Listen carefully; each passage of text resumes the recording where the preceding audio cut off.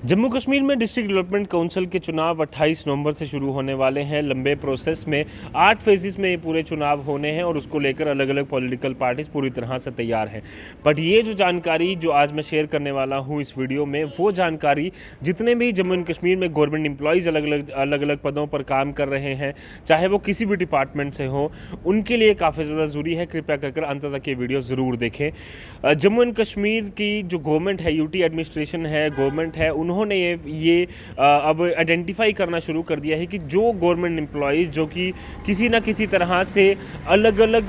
Campaigns में किसी candidate को सपोर्ट कर रहे हैं, किसी पॉलिटिकल पार्टी को सपोर्ट कर रहे हैं, या फिर किसी तरह से भी वो इलेक्शन प्रोसेस में खलल डालने की अगर कोशिश करते हैं या फिर कैंपेन करते हुए वो नज़र आते हैं, तो उनके ऊपर कड़ी से कड़ी कार्रवाई की जाएगी। ये गवर्नमेंट ने क्लियर कर दिया है। दरअसल कुछ दिनों से लगातार अलग अलग डिपार्टमेंट्स में कुछ कंप्लेंट्स जो हैं वो लॉन्च की गई हैं, और सोर्सेज के हवाले से जो हमारे पास खबर आई है उसके मुताबिक अलग अलग डिपार्टमेंट्स में ये कंप्लेंट्स आई हैं कि कई जगहों पर ये देखा जा रहा है कि जो गवर्नमेंट एम्प्लॉयज़ हैं जो कि लगातार सरकार से सैलरी विड्रॉ करते हैं सरकार के अकाउंट से, बट वही लोग अब अलग अलग जो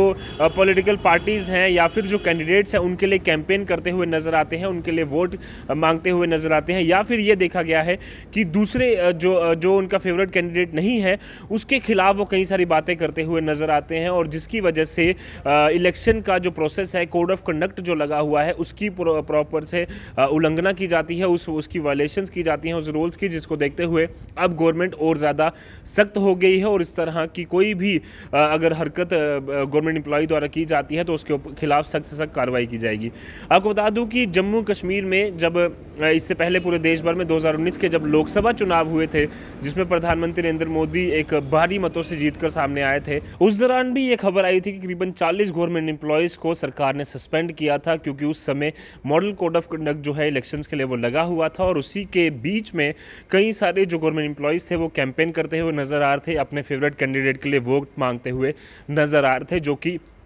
मॉडल कोड ऑफ कंडक्ट की उल्लंघना जिसे कहा गया, और उसमें 40 एम्प्लॉयज़ जो है वो सस्पेंड हुए। इस बार भी डीडीसी के इलेक्शन जब से अनाउंस हुए हैं तब से ही गवर्नमेंट ने अब कोशिश की है कि जितने भी गवर्नमेंट एम्प्लॉयज़ हैं उनको ये बात पहले से ही पता हो, ये जानकारी हो कि किसी प्रकार की कैंपेनिंग में आपने शामिल नहीं होना है, और किसी भी फेवरेट कैंडिडेट के लिए वोट मांगने का अधिकार जो है आपके पास नहीं है। वोट करने का अधिकार आपके पास है, वो भी गुप्त तरीके से आप जब करना चाहें, जब भी इलेक्शंस आपके एरिया में होंगे तब आप करेंगे। तो इसलिए मैं ये समझता हूँ कि बीइंग अ जर्नलिस्ट मुझे ये जानकारी अपने गवर्नमेंट एम्प्लॉयज़ को देना काफ़ी ज़्यादा ज़रूरी है, क्योंकि कहीं ना कहीं हो सकता है कि अगर आप